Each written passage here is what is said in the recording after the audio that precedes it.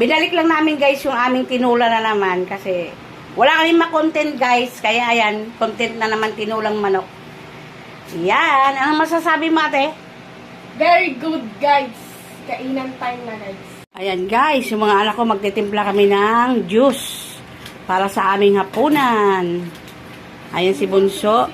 Sinasanay ko ngayon si Bunso guys para matuto sa mag-ano sa camera. Yung sa mga video-video, ayan, ititimpla na ni Bunso. Tapos ihaluin niya yan mamaya. Ganyan sila magtimpla yan guys, hindi na dinadaan sa baso. Isama mo na yan tayo sa baso. Oh. Okay na yan, ma? Tama na yan, baka wala ng lasa yan, te. Ganyan sila magkapatid yan, guys.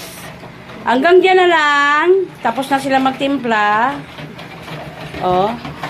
Ate, Bunso. Oh. Ate, Bunso. Harap, Bunso, harap, Bunso.